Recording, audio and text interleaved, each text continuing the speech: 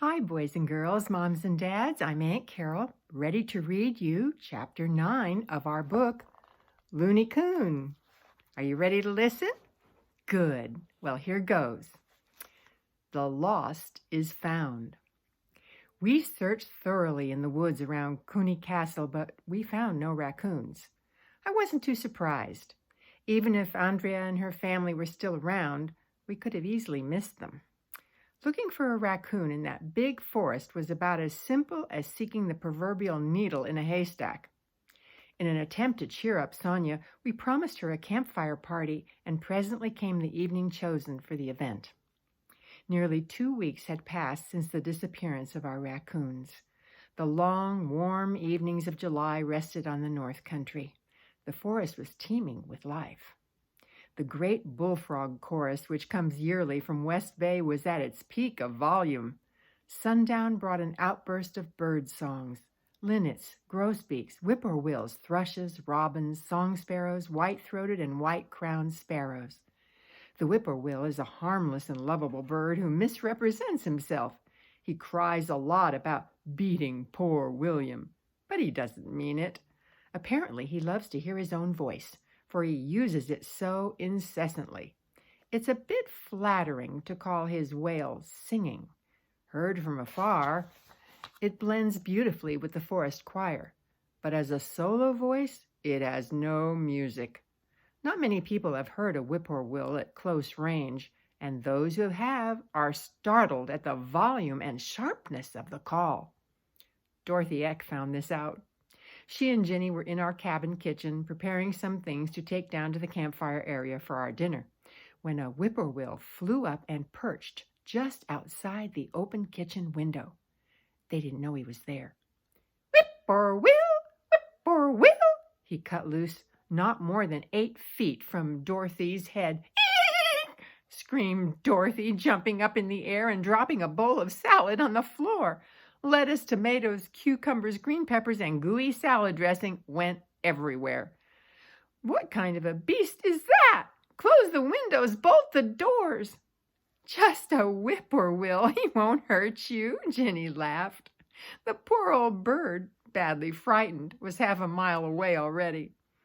"Oh," Dorothy groaned, "just look what I've done. I'm terribly sorry." "Don't be," Jenny soothed her. "There's always one calamity with every campfire dinner.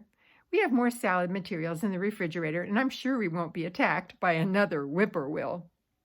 Jenny called us all in so we could laugh about the incident and the mess together. Then we cleared it up and went to our campfire. I often wonder at the fact that nature joys never grow tiresome. The charm of field and forest keeps pace with every step and stage of our growth. Since I was a child going to camps on the rivers of Illinois with my parents, I've known no pleasures equal to hiking, picnicking, campfire gatherings, and learning about the outdoors. A new kind of fun was in store for us this night of our first campfire party with the X. Other friends had accepted our invitation. There were Ray and Ada, the forester and his wife who shared so many of our Northwoods adventures, and several other neighbors who can reach our island from their cabins by boat. Our dinner music was the Forest Symphony. Pesterson Pete was an uninvited guest, and so were the chickadees. Chipmunks and squirrels came, too. Sonia spent so much time feeding them, she hardly ate anything herself. Everyone praised the food.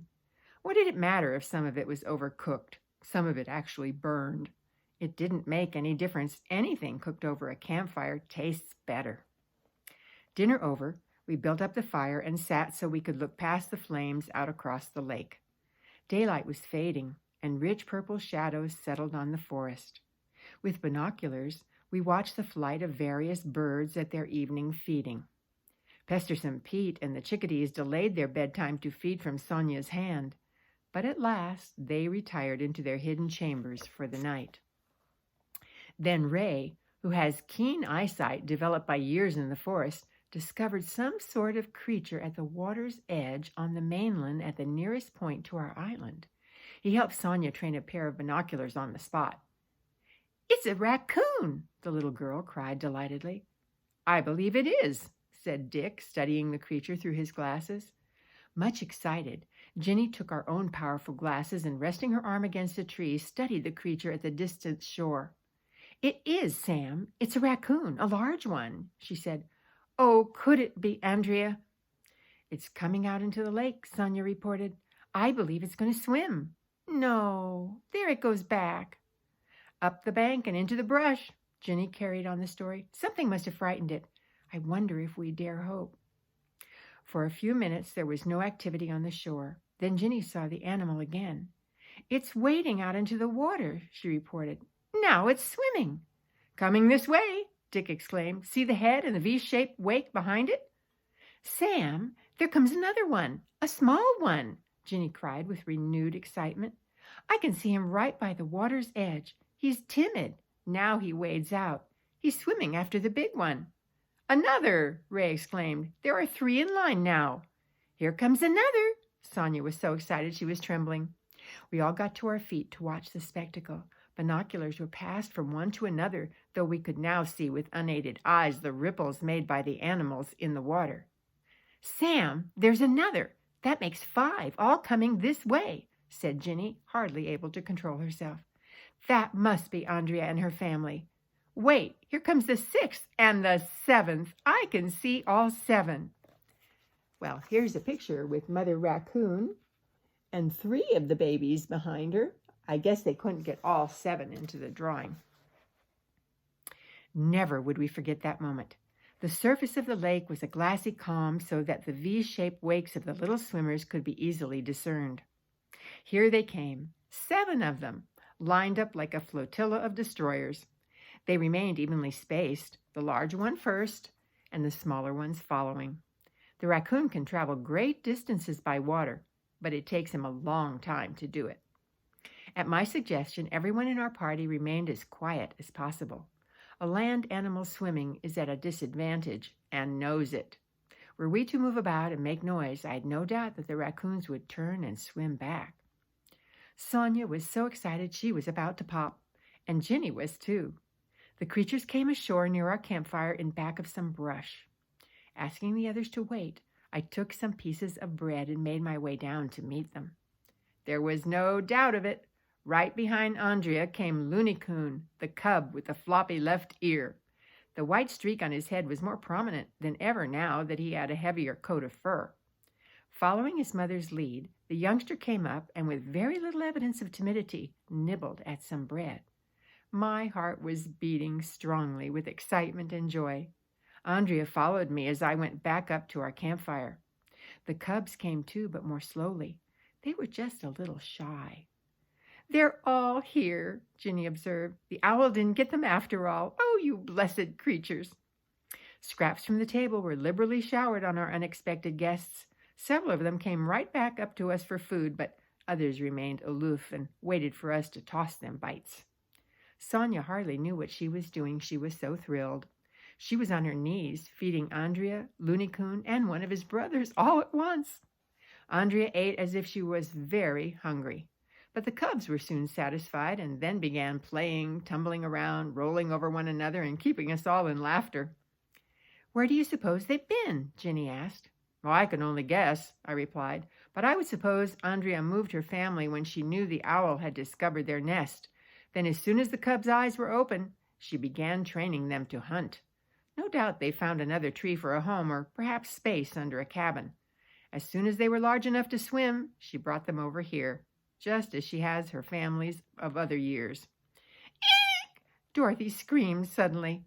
The raccoons scattered into the brush. "What's the matter?" Dick asked. "That little one, the one with the floppy ear, he bit me!" she exclaimed. "Bit you?" "Yes, he bit my toe." Dorothy was wearing toeless shoes and heavy red socks. Her big toe was too much of a temptation for Loony Coon. I saw him eyeing the toe longingly. A moment later, when the attention of the party was directed elsewhere, he sneaked up and took another quick nip. It was a playful bite that did not cut the flesh, but it brought a new eek from Dorothy. "Mother," Sonia said appealingly, "Loony Coon is having such a good time. Couldn't you let him bite your toe just a little? He wants to so badly. And wouldn't it prove you're glad he's back if you put your foot out where he can reach it?" She did. And he did. Well, that's the end of chapter 9. I hope you enjoyed it like I did. I'm glad Mama Raccoon and her babies made it safely back. Well, next time it's chapter 10, The Killer Strikes. So until then, God bless.